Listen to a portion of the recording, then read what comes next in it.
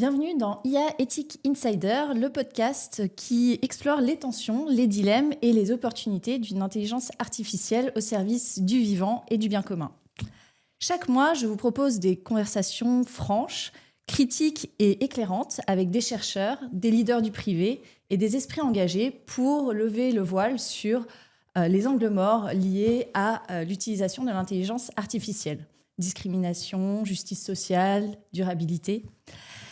L'intelligence artificielle est partout et avec elle une promesse, celle de mieux comprendre, modéliser, anticiper et optimiser, y compris face au plus grand défi du siècle, donc la crise climatique.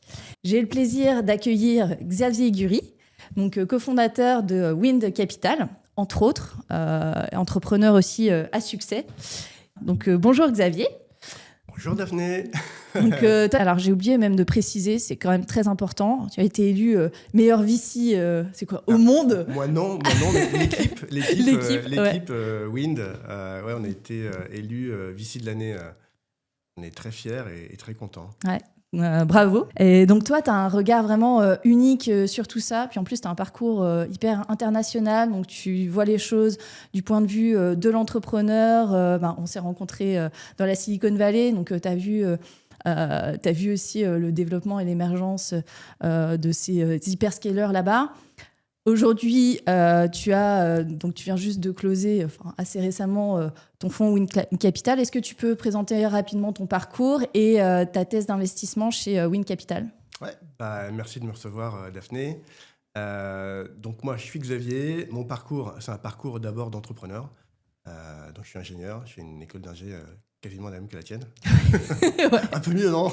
Un peu mieux, ouais. C'est même combat. Et voilà, donc très tôt, moi, je suis parti dans l'entrepreneuriat. Donc en fait, quand j'avais 19 ans, avec Thierry, qui est toujours mon associé d'aujourd'hui, j'ai monté ma première start-up et j'en ai monté une deuxième après. J'ai eu la chance de bien les revendre à des grands groupes comme Publicis et L'Oréal. Donc ça, c'est ma première partie, vraiment très entrepreneuriale. Et ensuite, j'ai pas mal bourlingué à l'international. On a commencé à investir en mode angel, mettre des petits tickets.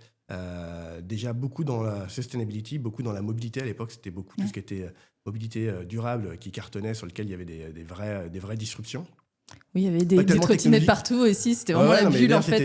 C'était des disruptions pas tellement technologiques, mais plutôt de business model. C'était typiquement Drivey, comment tu utilises l'excess capacity des véhicules pour partager ces véhicules-là et éviter d'acheter des voitures et plutôt se les partager.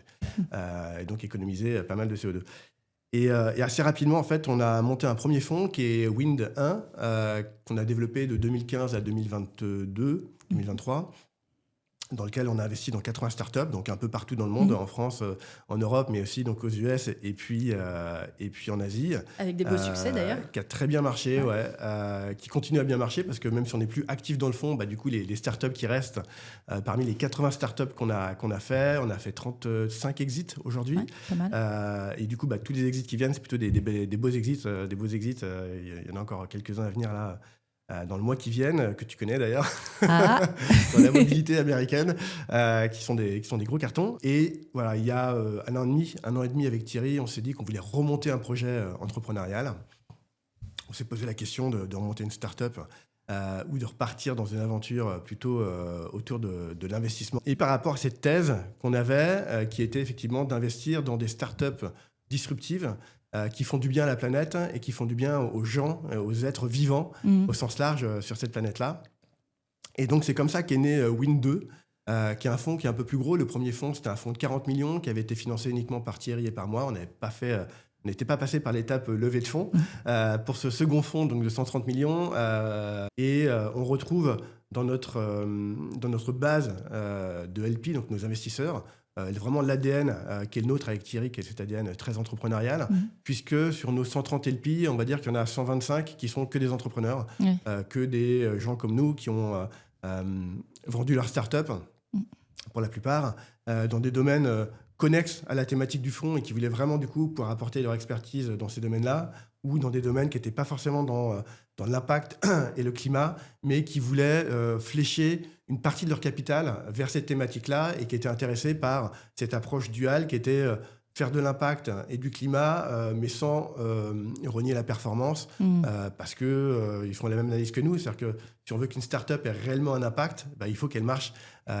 Donc, il n'y a pas de décorrélation entre performance financière de la start-up et impact sur le climat de cette start-up-là. Donc ça, c'est le fond 2. On a une équipe de 11 personnes aujourd'hui. On investit, nous, dans des start-up early stage. Notre savoir-faire, c'est d'accompagner des entrepreneurs très tôt.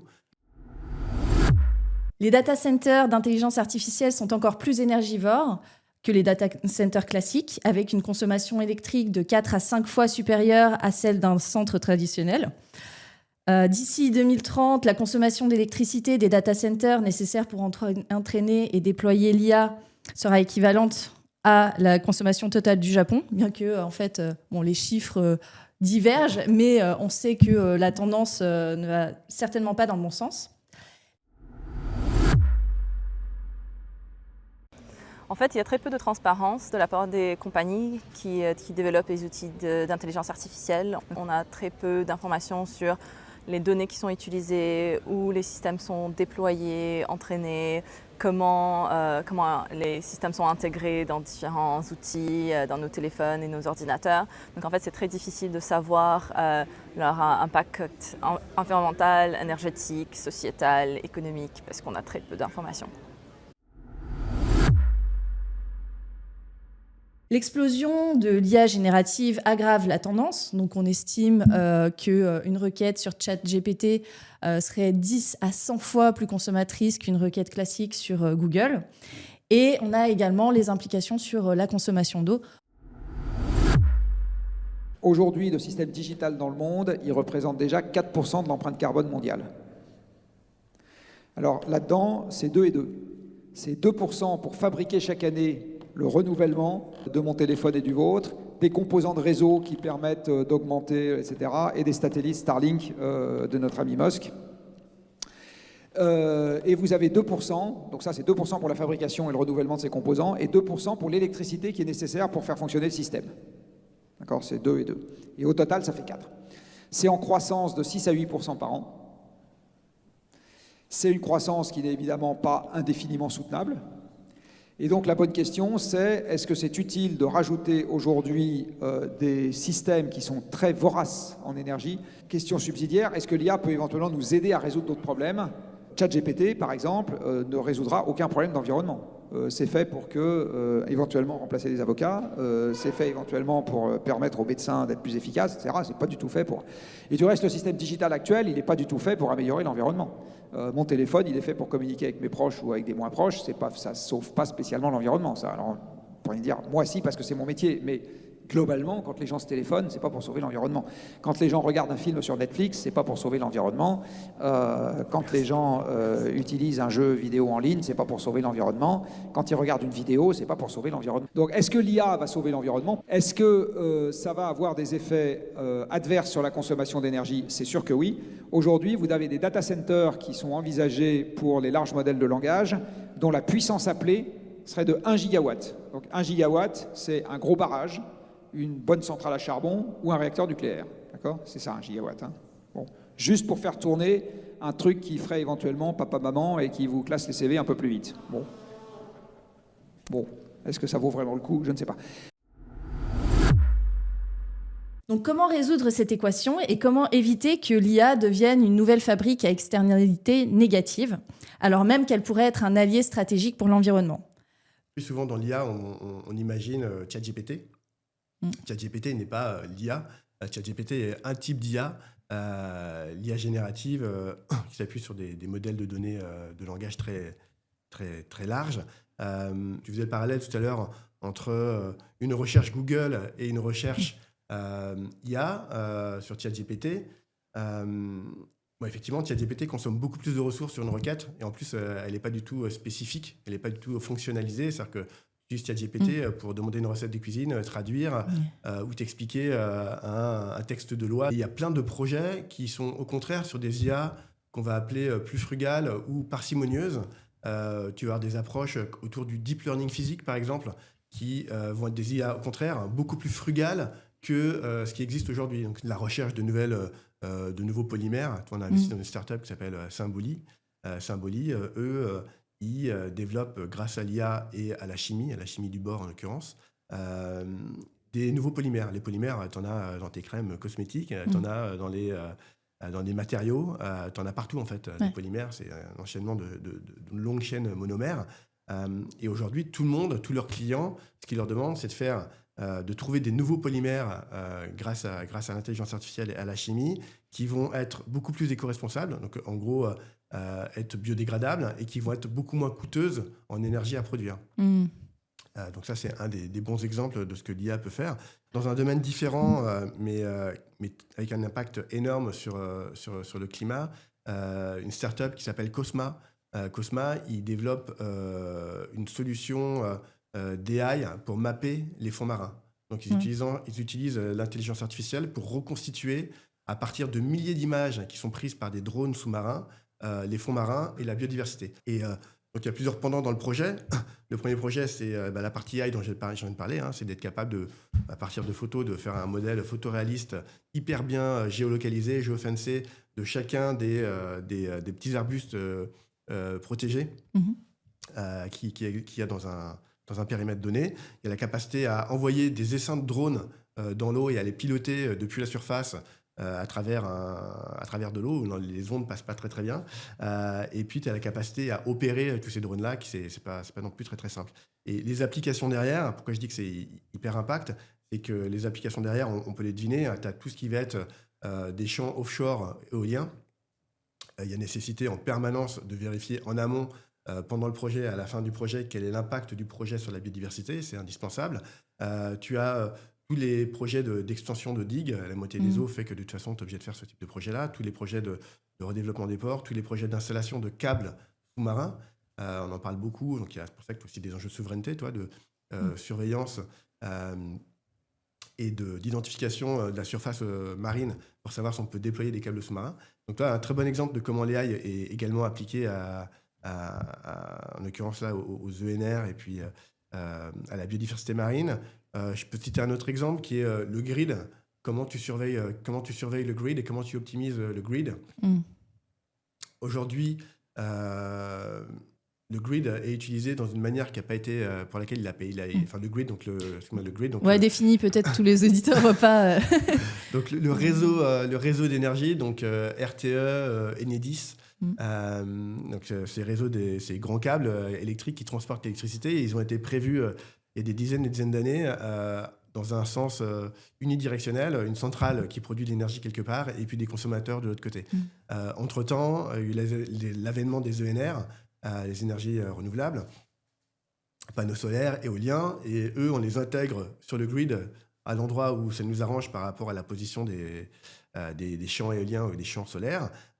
Donc, tu injectes l'électricité qui va aller dans différents endroits, différentes directions, et surtout, ces ENR, l'énergie, elle est produite de façon intermittente. Elle n'est pas produite forcément quand la demande est là. Et donc, il faut être capable de stocker cette énergie, sinon les ENR, elles produisent de l'énergie qui est juste jetée, ce qui est quand même dommage. Et donc, pour ça, tu as besoin de déployer des énormes batteries de stockage d'énergie sur le réseau, sur le grid, sur le réseau. Tu as des startups comme Eclipse qui font ce travail-là, qui identifient les bons endroits, qui achètent des accès sur les réseaux pour pouvoir mettre des batteries qui coûtent dizaines de millions, voire centaines de millions d'euros, et qui derrière opèrent de façon intelligente cette batterie-là.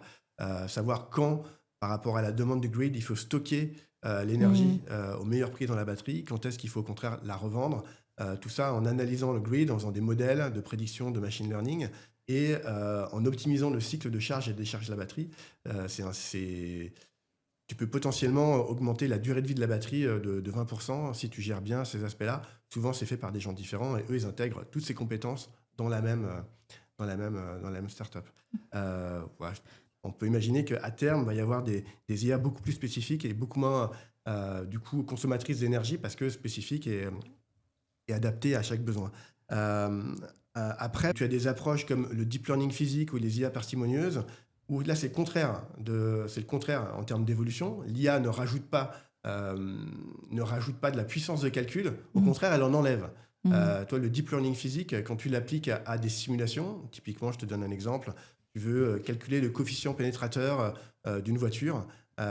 comment tu dois définir l'aileron arrière de ta voiture, de ton Alpine, pour être sûr que elle est le meilleur CX et tout en étant capable de plaquer ta voiture au sol.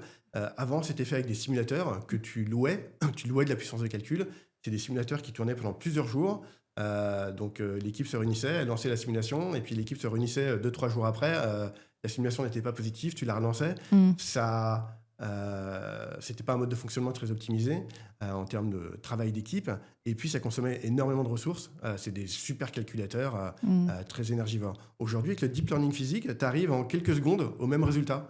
Et donc c'est quoi en fait du coup le deep learning ça physique intègre les propriétés physiques. Donc en fait, on a entraîné un modèle sur des propriétés physiques.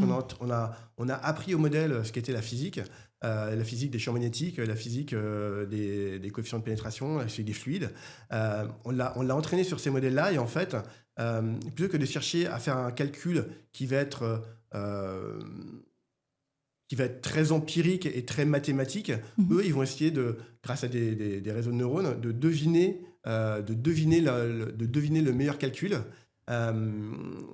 Et simplement, le fait d'essayer de deviner ce calcul-là, tu bypasses des calculs mathématiques très très profonds, mais tout en arrivant au final à un degré de précision quasiment équivalent, qui est tellement proche qu'en fait, c'est la même chose. C'est très utilisé aussi pour les crash tests. Par exemple, une autre startup là, qu'on regardait qui s'appelle Adagos, eux, ils utilisent l'IA parcimonieuse. Donc, ils ont entraîné des réseaux de neurones, ils ont développé un petit software où les équipes peuvent s'approprier le logiciel par elles-mêmes et essayer d'identifier, simuler les crash tests sans avoir besoin de crasher la voiture. En fait, l'IA, tu as des IA qui viennent pas rajouter de la complexité et rajouter de la puissance de calcul et du coup de l'empreinte carbone, mais qui au contraire en enlève. Si tu raisonnes purement d'un point de vue du climat, aujourd'hui on en est au tout début de l'IA en fait. Je suis assez optimiste dans le sens que la technologie, on a à ses tout débuts, et il y a des gains de productivité et des gains d'amélioration énergétique, rien que d'un point de vue hardware, qui sont énormes devant nous. Tu as des gains algorithmiques aussi très très très forts. On voit bien que les nouveaux modèles à chaque fois améliorent aussi l'efficacité, l'énergie nécessaire pour générer un token entre les premières versions de ChatGPT et aujourd'hui, je crois que c'est 400 fois moins. Donc voilà, on en a tous ces débuts. Donc va y avoir des gains technologiques qui vont limiter l'impact tout en augmentant la performance.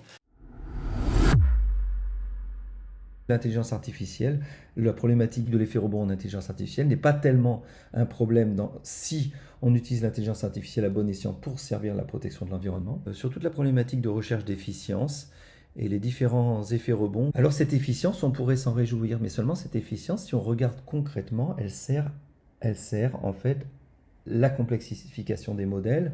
Pourquoi ? Parce qu'en fait, la première raison pour laquelle on recherche de l'efficience, c'est qu'on n'arrive tout simplement pas, soit problème de coût, soit problème de ressources matérielles, à faire tourner les modèles. Donc en fait, l'efficience va servir à l'amélioration de la... Ou alors, parce qu'on a une problématique énergétique en mobilité. Typiquement, on est sur un téléphone portable et on a une autonomie qui doit être conservée pendant au moins 24 heures, mettons. Donc on ne peut pas se permettre de lancer des traitements trop importants avec des puces qui seraient trop gourmandes en énergie.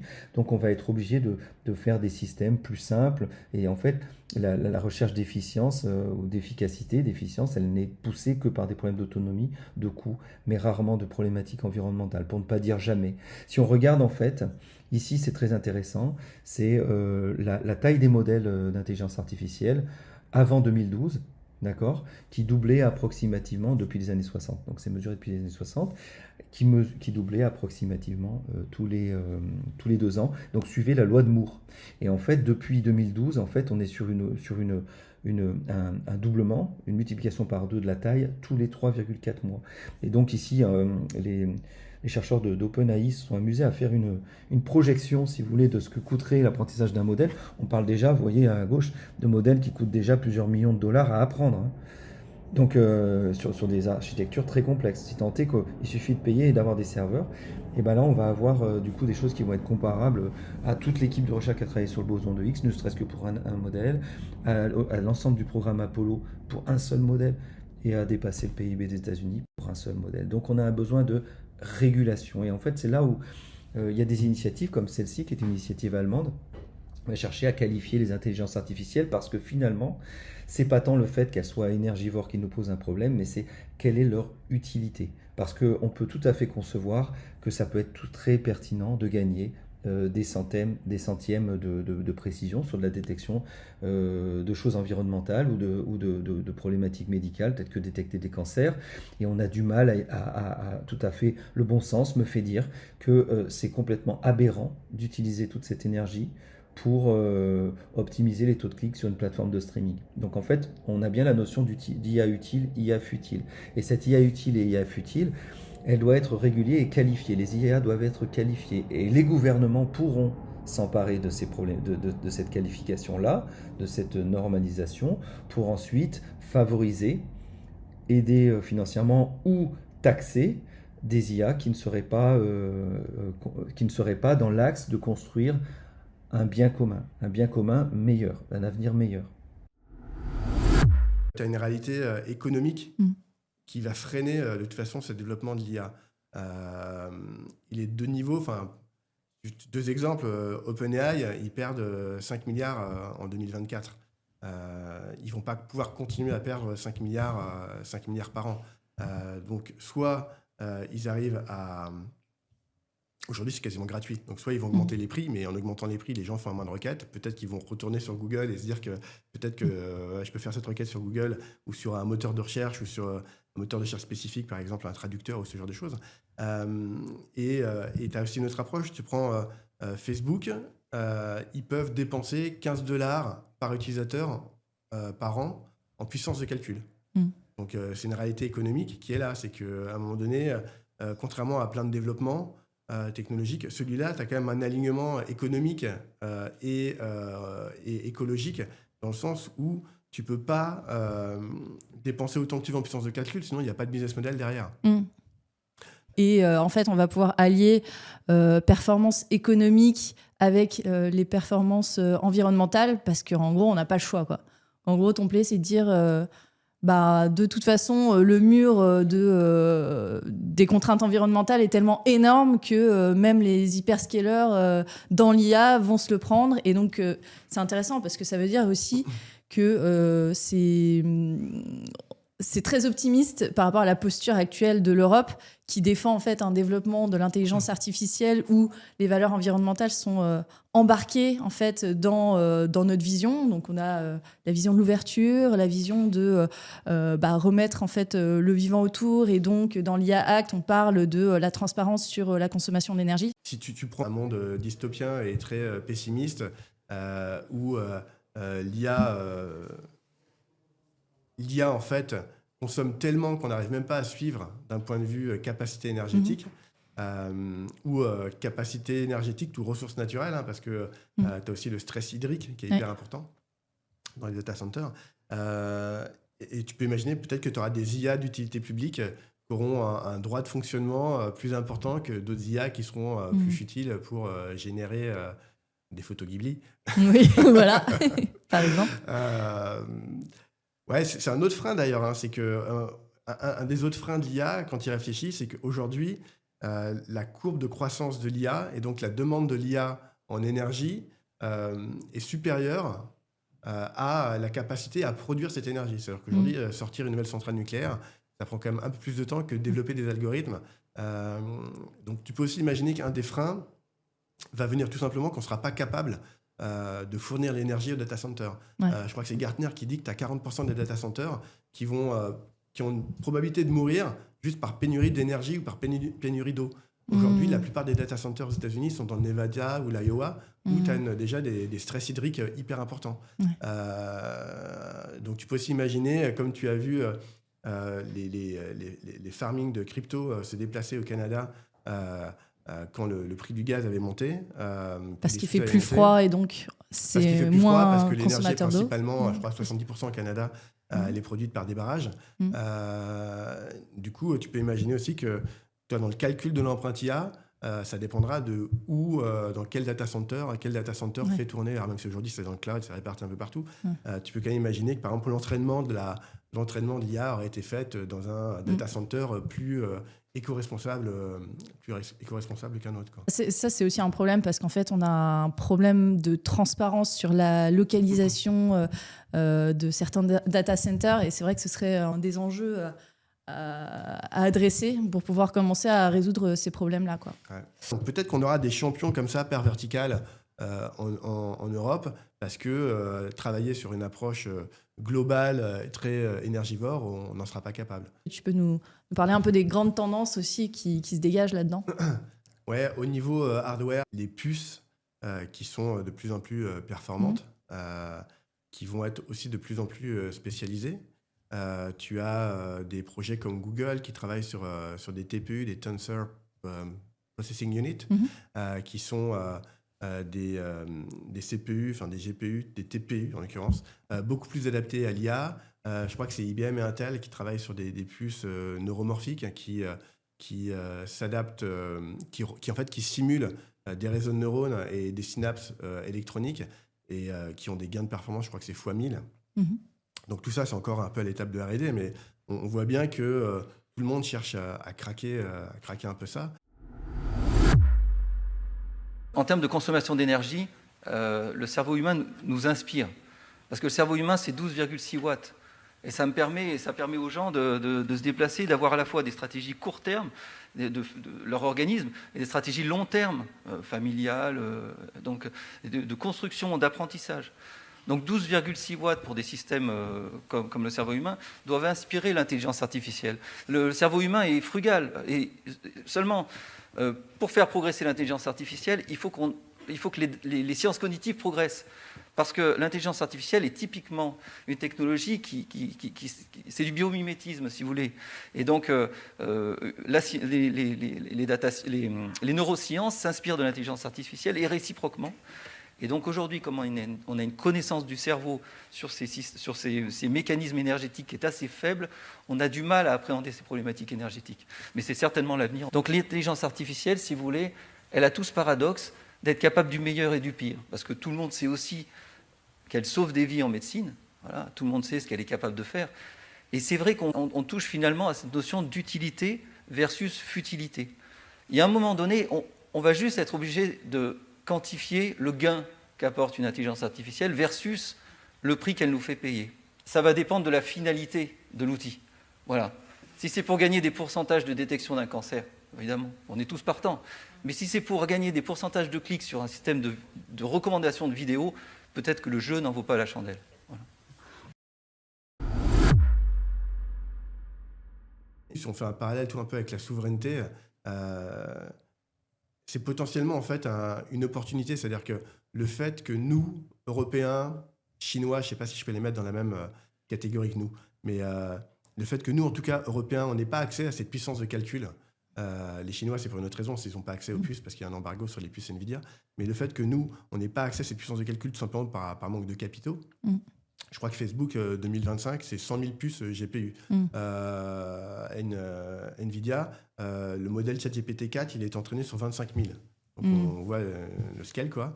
Le fait qu'on n'ait pas accès à cette capacité-là, ça va nous obliger à travailler sur des modèles plus sobres, plus légers, ce qu'on appelle plus frugal, même si j'aime pas beaucoup ce terme-là, parce que bien que ce soit frugal, c'est très, très consommateur. C'est un peu un oxymore de dire une IA frugale. On peut imaginer qu'à terme, tes modèles seront suffisamment légers pour être capables de tourner sur ton téléphone portable, par exemple. C'est déjà un peu le cas sur un certain nombre de choses.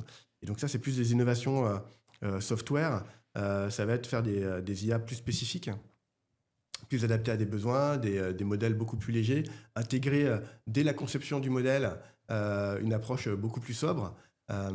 Tu vois, le bon exemple, c'est DeepSeek, même s'il y a beaucoup de bullshit derrière les annonces de DeepSeek, le modèle est quand même avéré comme étant plus léger et moins gourmand en énergie que les gros modèles qui tournent aujourd'hui comme OpenAI, comme ceux d'OpenAI. Donc en fait, c'est potentiellement une opportunité en fait, de rester plus souverain sur cette technologie qu'est l'IA, avec une approche qui est non plus une approche de course au GPU et à la consommation électrique, mais plus une approche sur trouver les meilleures idées. Nous, on n'a pas de GPU, mais on a des idées.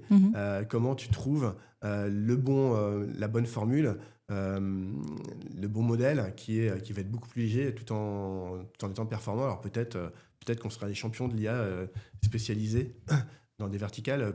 Peut-être que OpenAI sera le champion, je dis n'importe quoi, hein, sera le champion des IA générales, enfin pas générales, mais des IA très versatiles qui adressent plein de domaines. Et peut-être qu'on va trouver dans certains pays des IA hyper performantes dans le domaine du médical. Et ça ne sera pas ChatGPT. Ça allait en France, ça allait dans le monde. Ouais. Il y a d'ailleurs une course de vitesse. Je crois que vous montrez les images là, en effet. Aussi. J'étais il y a quelques jours à l'Institut Gustave Roussy, à Villejuif, où on a le plus grand centre, le meilleur centre de recherche contre le cancer d'Europe, le 4e au monde. On espère passer premier grâce aux investissements qu'on fait. Et en effet, l'excellence de nos chercheurs, les données qu'on a collectées, l'intelligence artificielle qu'on y met permettent de faire de la prévention, mais aussi du diagnostic anticipé. C'est aussi de la recherche française à Gustave Roussy, avec leurs partenaires à Villejuif, mais sur le plateau de Saclay, les grandes universités et les organismes de recherche, l'INSERM, l'INRIA français. Une des entreprises qui était présente, Hawkin, est dirigée, a été créée par des Français aux États-Unis, et j'espère qu'ils vont revenir. Historiquement, donc, on a eu des politiques pour favoriser la French Tech, l'investissement en start-up. Et on s'est rendu compte on commence à se rendre compte que toute la richesse créée, au final, au moment de scaler, vu qu'on n'a pas l'écosystème suffisamment maillé en fait, pour permettre la liquidité de start-up, voire même le rachat intramuros, je veux dire, au niveau européen, on se dit finalement tout ça, ça finit toujours par être capturé par d'autres continents qui ont plus de capacité, tu vois, de rachat, de financement, ou des GAFAM. En fait, c'est compliqué en termes d'exit. Quelle est ta position par rapport à ça ? On a un écosystème européen qui est, et en particulier français, qui est hyper dynamique pour créer des startups. Toi, BPI fait un travail incroyable. Tu as d'autres pays autour, en Europe, la CDP en Italie qui essaie de rattraper un peu son retard, KfW en Allemagne qui est aussi hyper en avance. Et puis on voit bien que les Allemands, ils ont des vraies velléités d'accélérer sur ces sujets-là. Donc en fait, tu as quand même un vrai écosystème européen avec la BEI, donc la Banque européenne d'investissement, et son bras armé qui est le FEI, le Fonds européen d'investissement, qui stimule quand même énormément l'économie. Et ils sont plutôt assez malins, c'est-à-dire qu'aujourd'hui, ils ont financé pas mal des fonds comme nous, donc early stage, mais ils commencent déjà, puis ils ont déjà commencé à financer des fonds un peu plus late stage. Je pense que ce qui s'est passé, c'est que depuis quelques années, tu as une vraie prise de conscience européenne qu'il faut qu'on soit capable justement d'alimenter le réseau de financement, le cycle de financement sur tous les stages. Donc, sur l'early stage, il y a eu beaucoup de choses qui ont été faites. Ils continuent à déployer sur d'autres stages plus matures. Et effectivement, il faut que l'Europe arrive à accompagner les fonds, les entrepreneurs sur la durée et pourquoi pas sur des IPO à la fin. Ça sera toujours dur de rivaliser avec les Américains. Et je ne pense pas qu'il faille freiner, parce que qu'il faille bloquer, qu'il faille mettre des restrictions. Comme je te disais tout à l'heure, moi je ne crois pas aux restrictions. Je ne pense pas qu'il faille interdire à des startups de pouvoir se faire racheter. C'est des startups qui ont un impact, comme je disais tout à l'heure, c'est des startups qui ont un impact global sur le monde hyper positif. En ayant cherché des sources de capitaux à l'étranger, elles vont continuer à se développer et leur impact ne sera que maximisé. Donc il n'y a pas vraiment de raison de le faire sur en tout cas des startups qui ont une vraie volonté de faire du bien, comme nos startups, du bien à la planète. Après, il y a quand même deux réalités. L'Europe, c'est quand même un énorme marché. On a quand même plus de citoyens en Europe qu'aux États-Unis. Et après, tu as une autre réalité qui est toutes les startups qui ont des vrais enjeux de souveraineté, avec des débouchés potentiellement militaires, etc. Et là, je pense effectivement qu'il faut quand même se poser la question de garder en interne en Europe ces champions-là.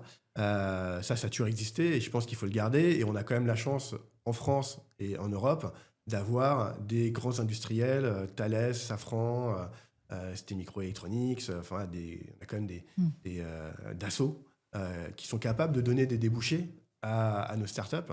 Donc, je ne crois pas à la limitation, je crois plutôt à l'incitation par le haut. C'est-à-dire qu'il faut que l'Europe continue le travail qui est fait de structuration pour faire mûrir tout cet investissement, tout cet écosystème de l'investissement des startups du tout début jusqu'à la fin. Et je trouve qu'ils font déjà un très bon boulot. Sans doute qu'il faut encore accélérer. L'Europe a quand même on a une démographie qui est très forte en termes de nombre de citoyens.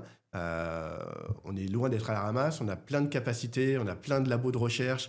On est en train de récupérer tous les chercheurs américains. Ah, tu crois ça? C'est pas j'y crois, c'est un fait. Mais parce il y a des gens très bien qui bossent sur ce sujet-là, de ramener les chercheurs exilés des États-Unis sur lesquels il n'y a plus moyen d'exercer leurs travaux de recherche. Donc, parce que le problème là-dessus, c'est on annonce en fait une baisse du budget sur la recherche et en même temps on dit les chercheurs venez là, et on sait que nous en France les chercheurs ils sont quand même moins rémunérés que s'ils vont travailler dans la Silicon Valley, tu vois. Donc toi tu crois qu'on va réussir à opérer ce shift malgré la baisse du budget sur la R&D? Un chercheur qui est bien payé dans la Silicon Valley, s'il ne peut plus travailler dans la Silicon Valley, il sera bien payé, peut-être moins payé en France, mais il aura peut-être des conditions de vie aussi intéressantes, parce que le coût de la vie n'est pas non plus le même. Et après, il faut regarder dans son ensemble. On a aussi des très bonnes infrastructures, des très beaux labos de recherche qui peuvent être mis à disposition. Donc sur tous les aspects, moi, sur le prisme qui m'intéresse, qui est l'IA et le climat, il y a des vraies opportunités en Europe, parce que le climat n'est pas... c'est pas l'angle que les États-Unis ont choisi pendant les 3-4 prochaines années de développement. Intéressant comme perspective. Moi, j'aime bien chercher toujours le côté positif et le silver lining dans n'importe quelle situation. T'es entrepreneur, comme ça. C'est normal. Même quand il y a un truc une situation qui arrive, qui est pourrie, il y a toujours un angle positif à aller chercher. Et là, par rapport à tout ce qui se passe dans le monde, par rapport à ce qui se passe aux États-Unis, il y a des opportunités pour nous en Europe et pour nous Français. Donc, faut juste pas s'apitoyer et avancer. Quoi. Ouais. Face à cette technologie, quelle est la société qu'on veut? Oui, l'IA va se déployer. Oui, on va utiliser de l'IA. Mais les gains de productivité, le temps gagné, on va l'utiliser à faire quoi? À envoyer plus d'avatars de moi en visio, qui pourront envoyer plus de mails, qui seront lus par des gens d'ailleurs qui utiliseront l'IA pour lire les mails. Ou alors je ferai des CV par IA que j'enverrai à des boîtes qui utiliseront une IA pour analyser les CV. Est-ce que ça a du sens, tout ça? D'accord? Est-ce que cette accélération, elle a du sens? C'est une vraie question compliquée. Je pense que l'humanité a besoin de se projeter, a besoin d'avoir des challenges, etc. Et je pense que l'IA, c'est pareil, c'est un mythe qui fascine les humains depuis des années et des années, des centaines d'années, de construire un robot, de construire une intelligence qui sera capable de supplanter l'humain, mais justement, en gros, c'est un peu la question, est-ce que tu supplantes l'humain ou est-ce que tu l'améliores? Donc je pense qu'aujourd'hui, tout le monde s'accorde à dire que ce qu'il faut, c'est améliorer. Après, remettre l'humain au centre. Donc, voilà, donc mon premier point, c'est de dire que de toute façon, essayer d'interdire, de freiner, je pense que c'est pas la manière, parce que tu peux pas freiner ce qui est dans l'ADN de l'être humain. Après, la question, c'est comment est-ce que tu le régules et comment est-ce que tu le contrôles. Dans la sci-fi, tu as des règles, je sais plus, c'est 3 ou 4 règles, c'est de la robotique, genre, tu ne tueras pas, Ah oui, d'accord. Bon, je pense que oui, il faut réussir à l'encadrer. Et c'est toujours la question de quand est-ce que tu commences à l'encadrer et où est-ce que tu mets sans freiner l'innovation, et où est-ce que tu mets les curseurs entre laisser de la liberté aux chercheurs pour développer leurs produits, leurs technologies, et l'encadrer sans la freiner, mais en mettant quand même des garde-fous pour éviter que ça parte dans tous les sens. Yes. Écoute, merci de t'être exprimé sur tous ces sujets qui sont véritablement passionnants et sous cet angle très précis et pertinent. C'est des enjeux qui sont de taille aujourd'hui, et après cette discussion, on va se remonter les manches et on a beaucoup de choses à apporter, nous, en tant qu'Européens. Donc merci beaucoup Xavier. Donc pour suivre ou chercher à se faire financer, si vous rentrez dans la thèse de Xavier, n'hésitez pas à aller sur son site qui est fraîchement mis à jour. Voilà, si vous êtes une start-up avec un projet game changing pour l'humanité qui intègre de la technologie disruptive et qui fait du bien à la planète, on est toujours très content de revoir tous ces dossiers-là, et on a toujours eu cette approche hyper bienveillante par rapport aux entrepreneurs. Merci d'avoir écouté cet épisode d'IA Ethic Insider. J'espère qu'il vous a donné les nouvelles clés pour penser autrement l'intelligence artificielle et ses impacts réels. Si cet échange vous a plu, n'hésitez pas à vous abonner au podcast sur votre plateforme d'écoute préférée, à laisser 5 étoiles ou un commentaire, ou même les deux, c'est encore mieux. C'est ce qui m'aide à faire découvrir le podcast. Et à partager autour de vous, notamment sur LinkedIn, avec vos réflexions et vos questions, que je lirai toujours avec beaucoup d'attention. Je vous dis à très vite pour un nouvel épisode, et d'ici là, restons curieux, critiques et engagés.